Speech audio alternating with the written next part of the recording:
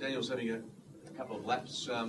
Is that indicative of how his week will be? It'll be a gradual build-up, I presume? Yeah, it will be gradual.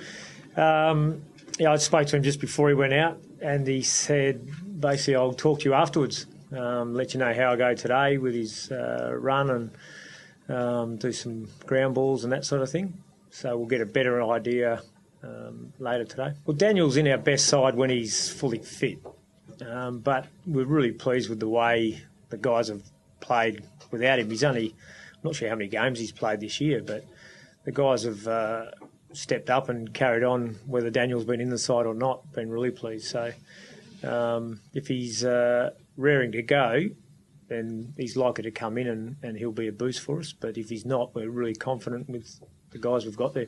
And is the thing you can put a guard on or anything like that? Would he wear a guard or no? No, I don't think he'll need to. No, it's not the direct blow. It's more whether he can function. Run, bend, twist, kick, all those sort of things. Which the dreaded word collywobbles has come up now in headlines in Melbourne. Is there any chance of that happening, do you think, to Collingwood, that they might get shaky? Couldn't answer that, Barra. We're preparing ourselves to go out and play with our intensity that we've been working on all year, and look forward to a massive challenge that we know Collingwood are going to present to us, and we aim to step up to it. A loss like that, though, does that say anything to you as a coach if you're going in against a team that's just lost by 98 points? Does that? No, we don't ever focus on where teams are coming from or what they're playing for, or we just know they'll come out and present a challenge to us. We take notice of our form, opposition form, what opposition teams do to other clubs.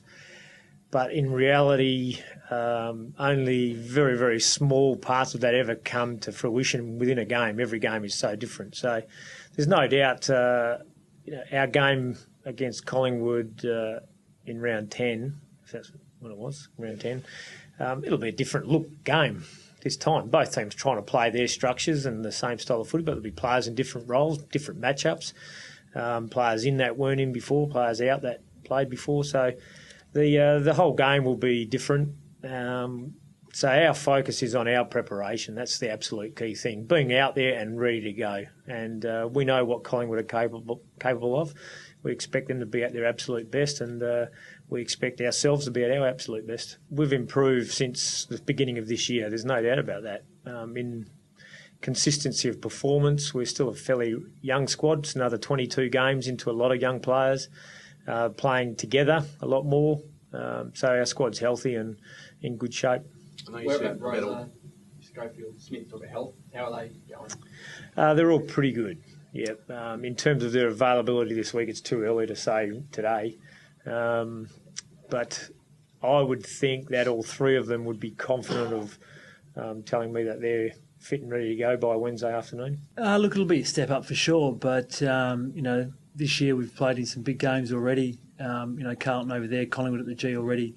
We've played in some derbies, so lots of players in the side have played finals, some haven't, but it'll be a significant step up. But, 5-10 minutes into the game, things will settle down and the players will point out that it's just another game. The day between today and say Friday, blokes like yourself and the guys that have been there and done it, as opposed to those that haven't, what sort of advice would you impart? Not a lot, to be honest. Players take the week how it comes, and some players like to treat it differently. Others just like another game. So each to their own. And like I said, once the ball's bounced, all that stuff is forgotten, and you just play footy. Speaking to a few friends and a few of the players, I think there's quite a few WA people going over, and we've had some terrific support in Melbourne this year already. I think they had the chant going maybe at the Bulldogs game or maybe the Carlton game. So we've got some real diehards over there as well. Look, it's satisfying to be just part of the group, part of the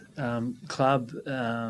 It's being really proud of the players this year. I think one of the things about this group this year is we've rocked up to play every week. I think only once has the side got hold of us, Collingwood at the G, but I don't think that day was from lack of effort. So I'm not sure too many sides can say that they've rocked up every week. We've had some bad quarters here and there, but I'm confident that this group can, play footy and play some really good footy and go deep into the finals.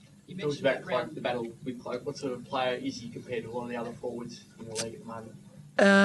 Look, he's an extremely talented player. Obviously, he's got a booming left foot kick, great contested mark. I think he leads the AFL in that area. So, look, he's a really tough matchup, but I think we've got a bit of depth and a bit of flexibility in our back line with Schofield if he comes back in. So, Schofield, McKenzie, myself, I think we can all match up on him at different times and he could see some different looks.